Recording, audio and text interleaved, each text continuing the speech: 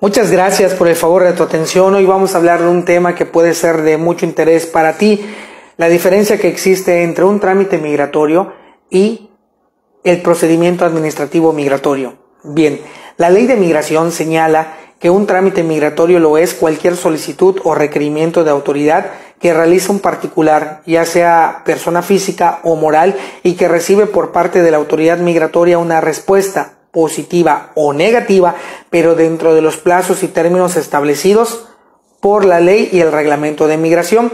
Mientras tanto que el procedimiento administrativo migratorio es una serie de actos procesales que realiza la autoridad migratoria como organismo descentralizado de la Administración Pública Federal con sustento en la ley y reglamento de migración y también en la Ley Federal del Procedimiento Administrativo y todos los tratados internacionales que México ha suscrito. Partiendo de estos dos conceptos, entendemos claramente que existe una diferencia entre un trámite migratorio y un procedimiento. Tan sencillo es el trámite migratorio que muchas veces lo realiza el extranjero por propia cuenta. Sin embargo, mi consejo es que siempre en él haya una vigilancia jurídica, porque al más mínimo error se puede llegar a una respuesta negativa, lo que originaría el inicio de un procedimiento administrativo migratorio.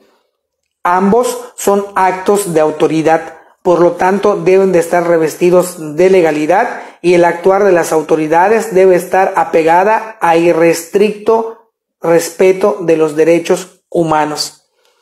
Los procedimientos administrativos migratorios son varios los que existen, sin embargo, únicamente te mencionaré dos, el de deportación y el de regularización. En el de deportación, necesariamente la persona tiene que estar sujeta a alojada en una estación migratoria es decir, que está privada de libertad.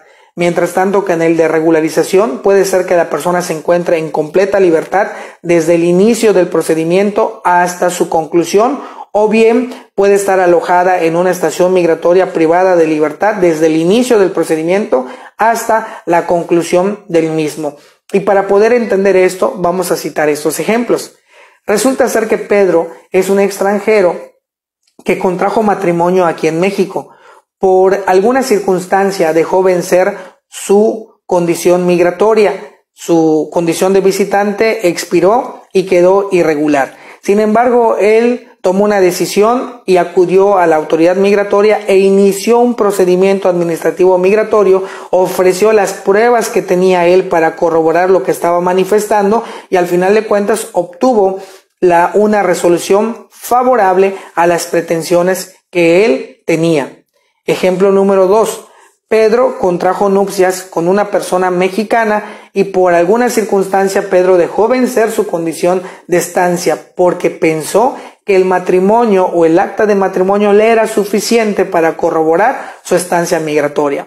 Este es uno de los errores más comunes en los cuales los extranjeros encuadran, porque dejan vencer sus documentos pensando que estar casado con mexicano o tener hijos mexicanos le es suficiente para no tener problemas con sus cuestiones migratorias. Sin embargo, como les comento, esta es una falsa idea, porque si bien ya adquirieron un derecho, este derecho debe ser reconocido por la autoridad migratoria, porque estas personas no han perdido su calidad de extranjeros en el país y por lo tanto su condición de estancia tiene que estar regular siempre. En ese mismo sentido, pues resulta que Pedro se encontraba de vacaciones en el interior de la República cuando fue detectado por la autoridad migratoria y al no tener documentación que acredite que tiene una legal estancia en el país, fue trasladado a las oficinas de migración y lo privaron de su libertad, lo alojaron a una estación migratoria y en ese tenor él va a llevar el procedimiento. Ahora bien, estamos hablando de un procedimiento. No estamos hablando de un juicio porque no es un juicio propiamente. Sin embargo, como sigue las etapas de uno, por eso es necesario que en él siempre haya una vigilancia jurídica.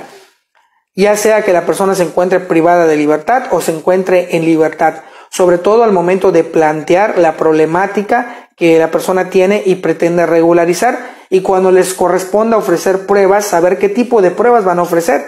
Tú sabes qué es una prueba. Una prueba es un medio de convicción que le sirve a la autoridad para tomar una determinación. Hay diversos tipos de prueba. En este caso está la prueba documental, que tiene dos vertientes, una que es pública y la otra que es privada. Existe la prueba pericial y existe también la prueba testimonial. En el primer ejemplo que pusimos de Pedro ofreció una prueba documental pública, y esto es el acta de matrimonio. También ofreció pruebas testimoniales consistentes en la declaración de su esposa y de dos amigos que les consta no nada más lo que está establecido en el papel de manera legal, sino que el matrimonio es completamente sólido. Ahora bien, también los extranjeros tienen derecho de ofrecer alegatos. ¿Qué son los alegatos? Son los argumentos que esta persona menciona a la autoridad y los cuales refiere que sus pretensiones fueron probadas con las pruebas que él mismo ofreció para obtener un resultado favorable al final de la historia.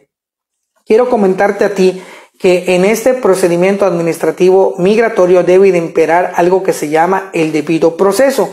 El debido proceso es un derecho humano protegido en la Convención Americana sobre los Derechos Humanos, el Pacto de San José, en la Constitución Política de los Estados Unidos Mexicanos y desde luego en la Ley de Migración. De ahí que es necesario que exista una vigilancia jurídica en el caso que el extranjero esté llevando y que sea por un abogado, primero experto en la materia y segundo de la plena confianza de la persona que está sujeta a este procedimiento. La Suprema Corte de Justicia de la Nación ya se ha pronunciado al respecto y existe el criterio jurisprudencial marcado con el número de registro 2015-593 que habla acerca de la asistencia consular como derecho humano que debe de ser reconocido en el procedimiento, sobre todo de las personas que se encuentran detenidas. Ahora bien, muy importante, la asistencia consular comprende 3 rubros que son fundamentales. Uno de estos es el derecho al traductor, el otro el derecho a tener un abogado y el otro el tener una comunicación constante con su cónsul. Si bien es cierto, pensamos que el traductor solamente lo vamos a necesitar cuando una persona hable un idioma distinto al español, no menos cierto resulta que nuestro lenguaje jurídico mexicano no es el mismo lenguaje que usamos en Sudamérica o que se usa, por ejemplo, en Centroamérica. De ahí la importancia que haya un traductor. Y la función del abogado es vital, aunque ésta se encuentra limitada a que se pueda garantizar que exista un debido proceso.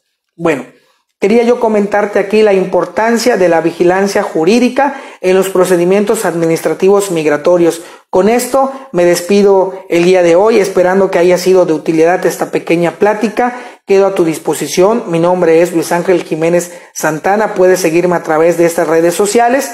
Encontrarás otros videos que pueden ser de utilidad para ti respecto de situaciones migratorias, y si tienes alguna cuestión penal te invito a visitar la página de Servicios Jurídicos y Periciales, donde hablamos de temas también jurídicos en materia penal y en materia pericial. Que estés muy bien, muchísimas gracias por el favor de tu atención. Estamos en una comunicación constante y que este año sea mucho mejor que el año que acaba de transcurrir. Gracias.